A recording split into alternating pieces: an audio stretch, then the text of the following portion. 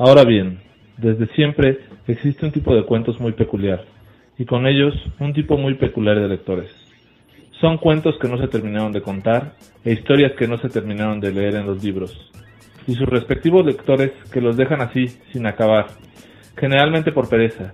Esas historias difieren de todas las demás historias y libros, como los amores no realizados, flotan en algún lugar, parecidas a los fantasmas de sueños compuestos de varios personajes de la realidad.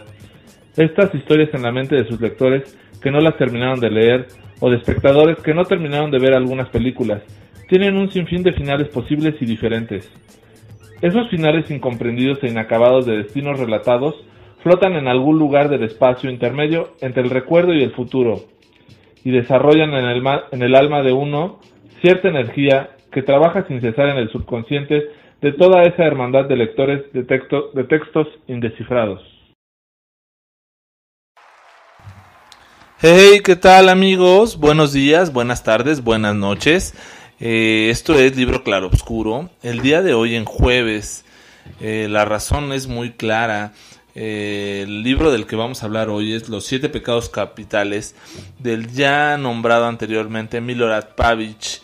No podíamos reseñar este libro en miércoles por razones naturales e inherentes al libro, y que si lo leen lo entenderán un poco más. Entonces, por esa razón sale hasta este jueves este libro publicado por Sexto Piso para México. Y Milorad Pavic, pues bueno, se hizo muy famoso cuando en el 84 publicó el diccionario Házaro. Este diccionario Házaro hay en la versión femenina y la versión masculina. La verdad es que es una obra que siempre está agotada en todas las librerías, y no es la excepción en México. Entonces, pues bueno, si tienen la fortuna de tener este libro, pues mi reconocimiento. Este libro fue ganador al premio NIN, que es el máximo premio literario a las letras serbias. Anteriormente ya habíamos reseñado a algún otro autor serbio, Goran Petrovic, con La mano de la buena fortuna. Y en este caso Milorad Pavic, este compatriota, tiene una forma muy exquisita de escribir, y muy... en ocasiones esa ficción aumentada, o esa fantasía aterrizada en la realidad, o esa realidad llevada a la fantasía. Este libro es de 7 cuentos y trae como regalo un folletito con 2 cuentos más. Uno de ellos se llama Partida de ajedrez con piezas mexicanas, y relata la vez que visitó a Teotihuacán y compró un ajedrez tallado en mármol blanco y negro. Los blancos eran los españoles y los negros los aztecas. Al final de jugar una partida con una vendedora mexicana, pues ganaron las piezas negras.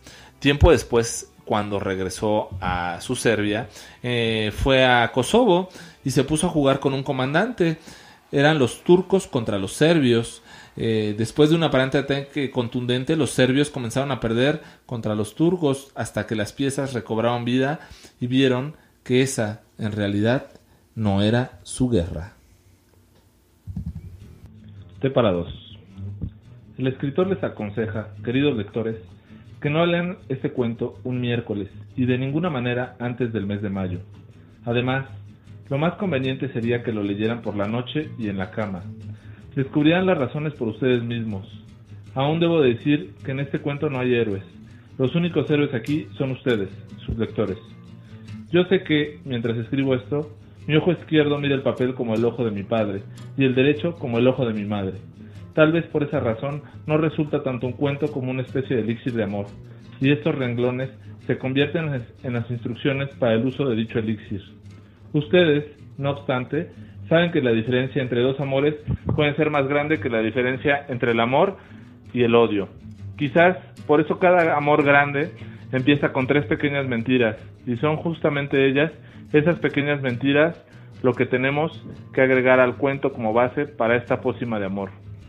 La primera de ellas, queridos lectores, sean quienes sean o se llamen como se llamen, será su nombre secreto, es decir, falso. Así que el nombre de la lectora de este cuento será desde ahora Azeneta, como la esposa del hermoso Josefo, mientras que el nombre secreto del lector será Aristín, como se llamaba un escritor del siglo XII. Pero el elixir de amor aquí ofrecido podrán aprovecharlo, queridos Azeneta y Aristín, solo si pasan por una iniciación especial, es decir, si logran alinearse entre los héroes de este cuento, porque no todos los lectores de este texto podrán realizarlo. Por otro lado, tengan en cuenta que esto no es inocuo, porque la conversión del lector en el héroe de un libro le da la posibilidad al escritor de lastimarlo, incluso de matarlo, en cuestión de 2 renglones. Sin embargo, nuestro objetivo aquí es el amor y no la muerte, un elixir de amor y no un veneno. Así que ármense de valor y escuchen las primeras instrucciones. Aparentemente, todo parece bastante fácil. Es suficiente que en un futuro cercano mientan 3 veces. Pero también se necesita que algo ya haya ocurrido en su pasado reciente. Un evento aparentemente pequeño e insignificante que, sin embargo, representa la condición para acceder a la pócima del amor. Mis instrucciones seguirán por separado para Zeneta y después para Eristín, porque difieren dependiendo de su destinatario.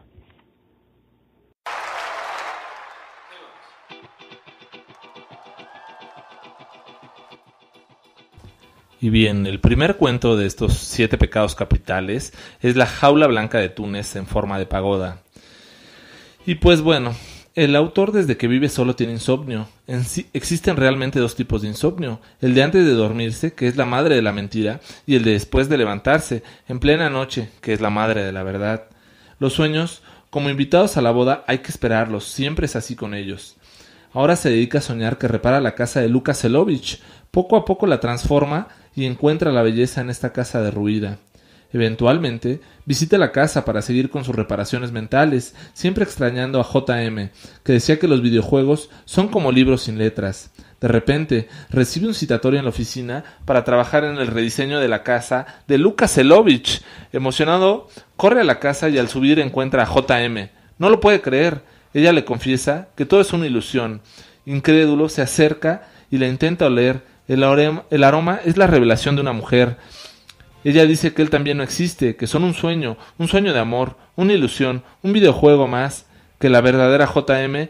cargó en la computadora. Instrucciones para Zeneta. Querida Zeneta, tal vez tiene usted unos maravillosos ojos negros que lanzan miradas aromáticas a su alrededor. Tal vez siembra tras de sí sombras costosas y tal vez orina agua de colonia, como dijo una escritora. Pero eso no le ayudará a llegar a ser la heroína de este libro. Lo puede conseguir solo la lectora que antes del día que empiece a leer este cuento haya perdido una llave cualquiera, la llave del maletín de maquillaje, la llave de su auto o de un apartamento ajeno, da igual. Si eso le ha pasado, está en un buen camino y solo usted puede considerarse la heroína de este cuento y la portadora del nombre falso de Zeneta, ninguna otra. Las demás lectoras pueden tirar este libro, inclusive porque él ya no se refiere a ellas. 2. Su siguiente deber, querida Zeneta, es soñar un sueño. Antaño, los monjes de Constantinopla curaban las enfermedades del sueño de sus hermanos o de otra gente, solicitándole a toda la hermandad de su monasterio que una determinada noche soñara el mismo sueño, previamente descrito. Algo semejante se va a necesitar aquí. Solo que aquí el modelo tiene que ser un sueño femenino, por lo que vamos a aprovechar un sueño que había soñado mi media hermana. Así que la lectora, que se sentó a leer este cuento habiendo olvidado en algún lugar una llave, por lo que tiene derecho a llevar el nombre de Zeneta, debe soñar lo siguiente. Sueño femenino. Sueño que camino de noche por una calle desierta. Es tarde, está oscura. Empiezo a sentir miedo cuando de pronto escucho unos pasos detrás de mí. Son pesados y resuenan cada vez con más velocidad. Aún estoy lejos de mi casa, me apresuro y luego empiezo a correr con pánico. Los pasos pesados son cada vez más frecuentes y el desconocido a mis espaldas está corriendo. Me persigue. En una esquina alcanzo a verlo con el rabillo del ojo. Es un hombre más robusto que yo, que apresura su paso sin hablar en la oscuridad. Allí ya no hay calles, solo una zona densamente poblada. Uno atraviesa los patios de las casas, viejas escaleras, pasa por los pórticos, a veces por las antesalas abandonadas de las casas. De pronto, como suele ocurrir en los sueños, las piernas ya no me obedecen. Sigo corriendo, pero no me muevo de un portal que me observa su obscuridad. Me quedo paralizada. El desconocido se acerca cada vez más, casi me cubre su sombra. Pero en el momento decisivo, de repente deja de perseguirme. Se detiene en una esquina, se para junto a la pared y orina por un largo rato. 3.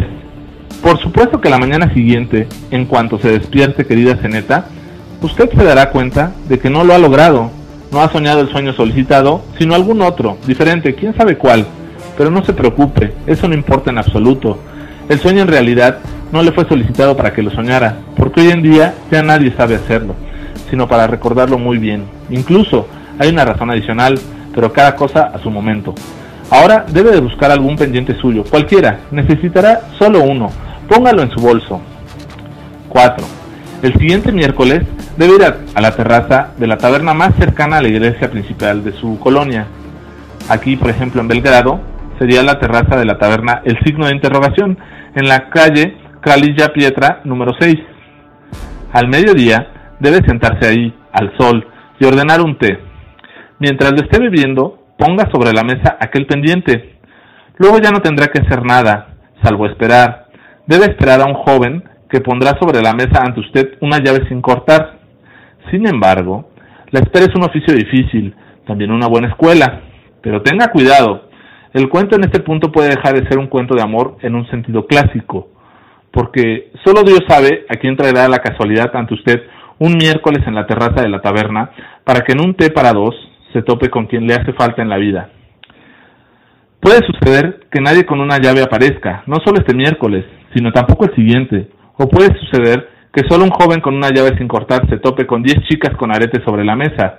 Es decir, este cuento se convirtió en una tienda de elixir de amor, pero como todas las demás pócimas mágicas, no es inocuo.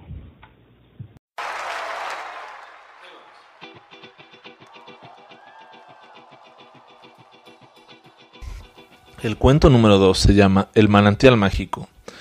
Cuando estudia Bellas Artes en París, observa y estudia la vida de Pavarotti, apasionado, queriendo entender por qué esa voz tan impresionante. No concluye sus estudios y regresa a Vaca. Ahí consigue un dibujo que contiene un manantial mágico. Visita una casa en la cual le recomiendan quedarse muy cerca de la entrada. Sabe que los 7 pecados capitales simplemente son un sueño. El tercer cuento se llama Hagiografía. Dalacena recurre para que le puedan hacer una hagiografía, pues estaba destinada a no tener hijos, pero una innovación de plasma le permitirá tener hijos. En la inseminación, el hijo no se parecerá al padre, sino tomará todos los rasgos de la madre. Instrucciones para Aristín. Querido Aristín, usted puede tener las manos y la voz que hacen temblar a los oídos femeninos, los bigotes que embellecen su sonrisa y la sonrisa que embellece sus bigotes, pero eso no va a ayudarle a convertirse en el héroe de este cuento. El lector atinará fácilmente si él es el verdadero, si es el único que puede lograrlo, si por la noche, en la cama, cuando se disponga a leer este cuento, recordará que hace poco encontró en el pasto o en la calle un pendiente perdido. Un pendiente femenino, común, no tiene que ser caro en absoluto. Ese lector es elegido, sí, usted, y solo usted, tiene derecho a llevar el nombre secreto del héroe de este cuento, Aristín. Los demás ya pueden desistir de los intentos y de la lectura de este cuento, ya no les concierne. 2. Si ha leído la instrucción del punto 2 para Ceneta, se refiere también para usted. Aquí está el sueño que se requiere de usted para los fines mencionados, con la advertencia de que se trata de un sueño masculino que yo ya había soñado, por lo que supongo usted también lo podrá soñar, Aristín. Sueño masculino. Sueño que estoy acostado en una cama. Encima de mí está el techo de madera, al cual está sujeta una mesa cuadrada puesta para comer. Parece como si estuviera clavado un suelo de madera al revés. En la mesa están de cabeza, pero sin caerse, un plato lleno de comida, tenedor, cuchara y cuchillo, una fuente con pan y un vaso de aguardiente de ciruela pasa. Tal vez en el plato está el bagre frito en agua para el día de San Nicolás. El techo es bajo y la mesa está justamente a una distancia tal que acostado puedo tomar el aguardiente y almorzar todo lo que hay en ella. Y eso resulta tan fácil que causa un placer supremo, una calma y felicidad que desconocemos en la tierra. Todo ahí es completamente natural, adaptado al cuerpo, un cuerpo astral que está conectado con mi cuerpo a través de mi ombligo astral. Mientras aquí en la tierra camino por un bosque y me duele cada hoja. 3. Querido Aristín, creo que usted no pudo soñar el sueño exigido y comerse ahí el almuerzo. Aquel bagre frito en agua para el día de San Nicolás, pero no se desespere, no se preocupe. Usted ya sabe, porque echó un vistazo en las instrucciones para Zeneta, que el sueño no se les exige para soñarlo, sino para otros propósitos. Por eso, continúa ahora su camino, es decir, pase por una tienda y cómprese una llave sin cortar. 4. El siguiente miércoles, vaya a la terraza de la taberna más cercana al templo principal de su colonia. Como sabes, aquí en Belgrado está en la calle Kralja Pietra, número 6, donde se encuentra la taberna El Signo de Interrogación. Tienes que estar ahí al mediodía y buscar una persona femenina que esté tomando el té, y sobre la mesa ante ella tenga un pendiente femenino. Acércate a ella, pon la llave sobre la mesa y pregúntale si tú puedes sentarte.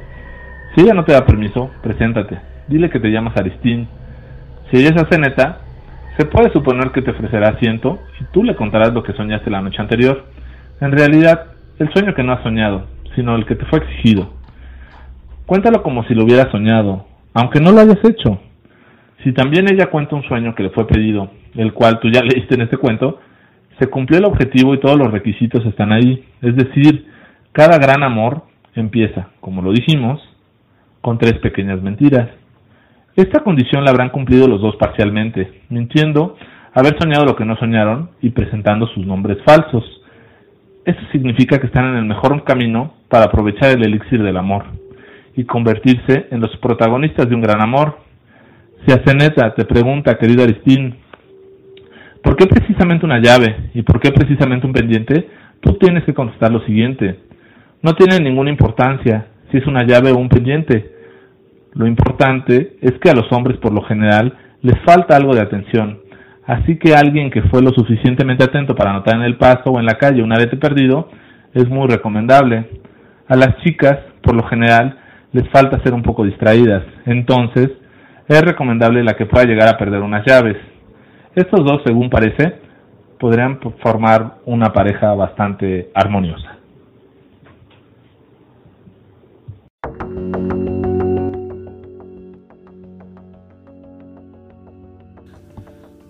Cuento número 4. Cazadores de sueño. Para un hombre entrado en años, el amor ofrecido es un regalo que se ha dejado de esperar.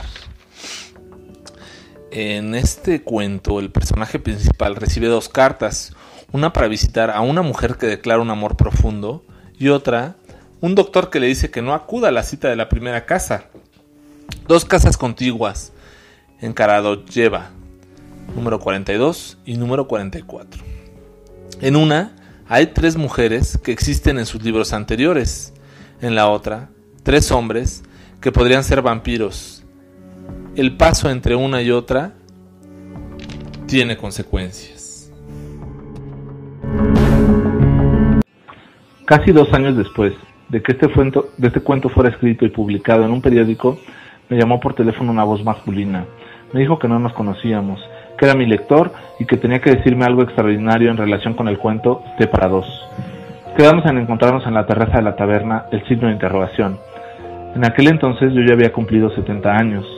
Había entrado en el siglo XXI y empezaba a olvidar sin orden muchas cosas: cazar cornejas, tirar los guijarros sobre la superficie del agua, entrar por la puerta de espaldas, días de la semana primero en ruso y después en francés, mientras que los nombres de días en inglés brotaban de mi memoria a pesar de que jamás los había aprendido bien. En resumen, el alma se me salía por la nariz y yo tenía que estornudar cada mañana, aunque todavía no me olvidaba de cómo reír. Por eso me reí en el auricular. Él no lo hizo y nos encontramos en la terraza de la taberna El Signo de Interrogación. Él estaba tomando café y leyendo el periódico La Voz Pública. Estaba en la mejor edad, cuando las virtudes aún no empiezan a convertirse en vicios. Vestía bien, de negro, tenía 3 caras transparentes una encima de la otra, cada una hermosa a partir a su propia manera.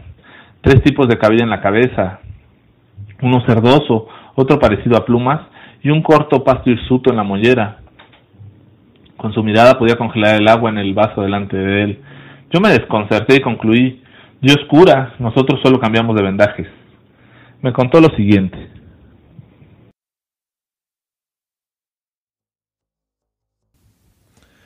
El cuento número 5 se llama El cuarto de los pasos perdidos. Lena, Lisa, Pable e Ingerina viven en un cuento. Platicaban de la gente que se masturbaba, le crecía un bigote en la mano, también de quien besaba mejor. Lena, al gusto de todos, era la que peor besaba. Decidieron invitar a un lector a ser partícipe en el cuento. Como todos los lectores son tímidos, poco a poco se van introduciendo en las lecturas, a veces se esconden entre las palabras, entre los muros, entre los renglones, entre capítulos se van escondiendo, y poco a poco llegó un lector. Era muy tímido. De repente, cuando tomó confianza, llegó una mañana. Solo estaba Lena. Le empezó a platicar de la película El tercer hombre. A media historia, se empiezan a besar y tienen relaciones. Duermen juntos.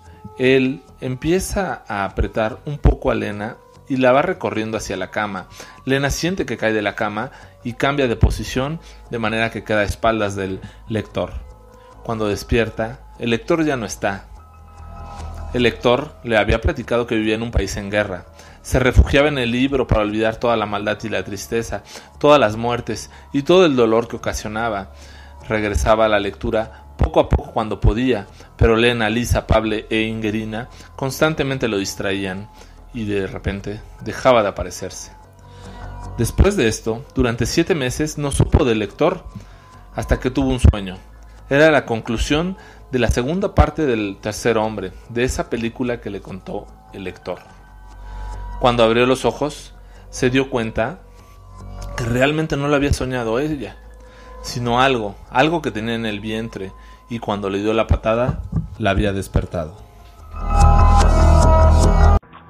El cuento del lector. Antes de nada, quiero decirle que yo no soy ningún ratón de biblioteca. Es todo un milagro que haya leído su cuento, y el milagro se dio de la siguiente forma. Un día mientras paseaba por Kalemegdan, mi mirada cayó, por pura casualidad, sobre un objeto que brillaba en el pasto. Me agaché y encontré un pendiente femenino. Parecía un poco aplastado, probablemente pisado, pensé, y lo metí en el bolsillo. Lo olvidé ahí, porque los bolsillos son los mejores lugares para olvidar las cosas. Cuando después de algunos días volví a poner la misma chaqueta, palpé el pendiente en el bolsillo. Primero sorprendido de que estuviera ahí, pero luego pensé, hay que ir al bazar del Milenio a visitar a un joyero y pues ver si me lo puede comprar. Él era mi compañero de la escuela. Me preguntó, ¿de dónde sacaste esta maravilla? La encontré. Examinó el pendiente bajo la lupa y dijo, oro de 14 quilates con 3 diamantes, 3 verdaderos diamantes. ¿Cuánto vale esto? Mi amigo dijo con una impresionante mueca en la cara una suma aproximada que me hizo dar vueltas en la cabeza. Siguió examinando el pendiente cuidadosamente bajo la lupa. En el pendiente hay un poco de sangre seca. Fue arrancado de la oreja de una chica, por eso está un poco deformado. Al devolverme la joya a mi amigo quedó un poco pensativo y agregó, yo sé que tienes este pendiente. Y yo me quedé pasmado. ¿Estás bromeando? Lo sabe todo el mundo. Perteneció a Ksenia Kaloper. Hace un mes todos los periódicos escribieron sobre ella. Fue robada y asesinada en Kalemegdan. ¿Sabes? Este tipo de cosas son extrañas. Nena, quítate la chuchería para que no te arranque la oreja. No obedeció. A juzgar por los periódicos le arrancaron los aretes, le quitaron las sortijas de las manos y un anillo de un pie, todo con violencia y rapidez. El asesino tenía prisa. El anillo del pie fue encontrado ahí mismo, lo demás ya no. Y bueno, ¿ahora qué hago con esto, amigo?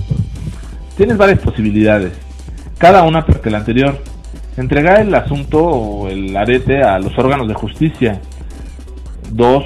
Devolver el pendiente a la familia de la difunta Ksenia Kaloper. O 3. Vendérmelo a mí bajo la condición de que yo quiera comprarlo. En los 3 casos yo pienso que deberías de explicarle a la policía cómo lo obtuviste. Un poco desesperado devolví el pendiente al bolsillo y decidí olvidarlo ahí de nuevo. Por ahora, antes de salirme de la tienda, mi amigo me gritó, todo esto tiene un lado bueno. Yo le pregunté, ¿cuál? Te convertiste en el personaje de un cuento. ¿Qué cuento? Me quedé asombrado de nuevo. El cuento se llama Té para dos y sus personajes llegan a ser todos aquellos que encontraron cualquier pendiente en cualquier lugar.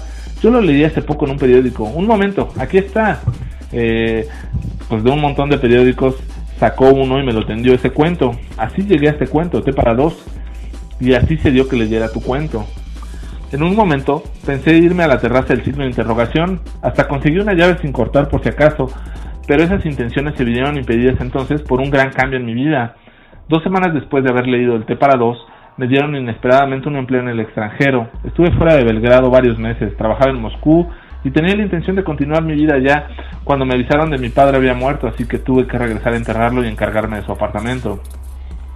Después del funeral y de los demás trámites, regresé al desierto hogar paterno, lleno de cosas viejas que desde hace mucho habían perdido sus aromas y adquirieron un tipo de tufo común.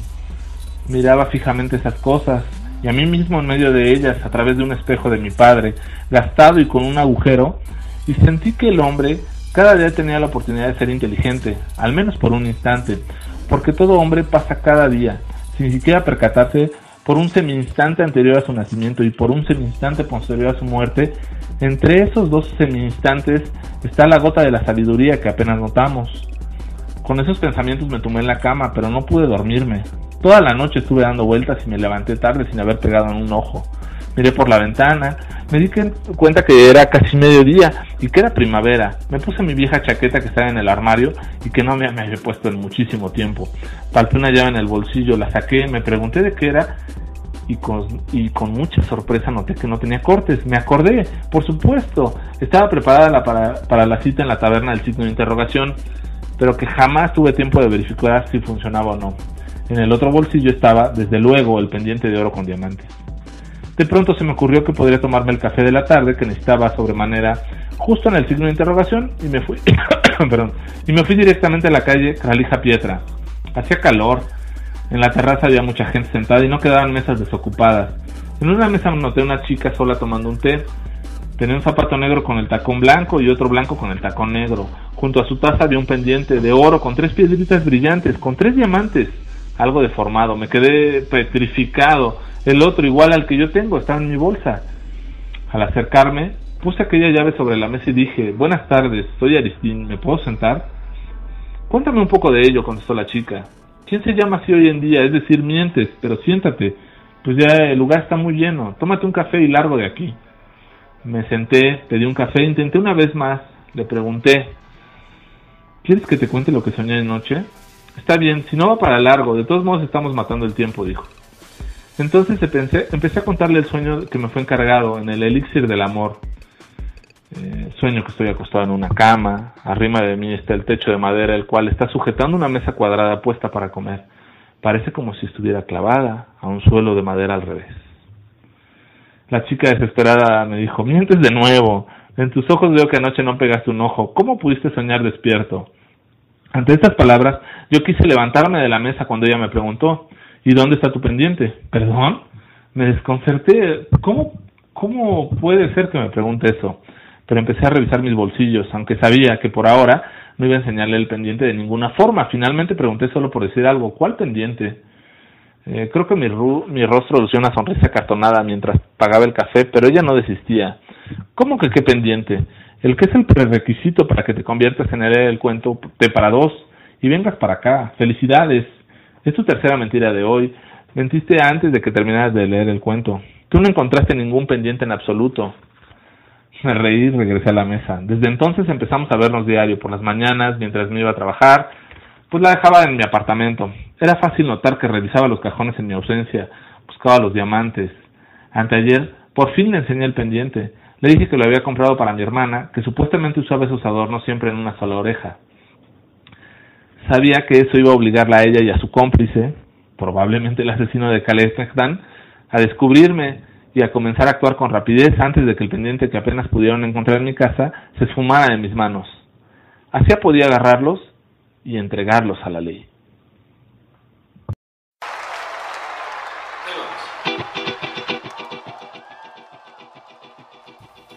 Y así llegamos al último cuento de 7 pecados capitales de Milorad Pavlich, El espejo con agujero.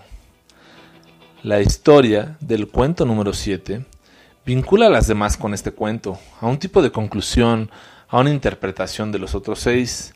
¿Será que el final del cuento T para 2 es un enigma o una mentira? Quizá una invitación a saber qué hay en el agujero del espejo. Algo que nos refleja, quizá es nuestra prisión, si no, refleja nuestro interior, ese cuento que vivimos o en el que nos encerramos para poder seguir viviendo. La verdad es que es un grupo de cuentos indispensables Muchas veces he dicho que el más grande cuentista de todos los tiempos es Edgar Allan Poe. En otras ocasiones pudo haber sido Guy de Maupassant, pero realmente este es uno de los mejores autores de cuentos, o este es mi libro favorito de cuentos, el de Milorad Pavich. Así como esas 3 mentiras que te llevan al amor, ahora les diré estas 3 grandes mentiras. ¿Qué calificación le pondría? Le pondría un 10. ¿Qué calificación le vas a poner tú? Le pondría un 0. Tienes que escuchar muchas veces esta grabación para poder entender la secuencia de los cuentos y, por supuesto, cada fragmento es el cuento número 6. Buenas tardes, buenas noches, buenos días. Esto fue el libro Claroscuro. Muchas gracias por escucharnos. Espero que haya sido de tu agrado. Adiós.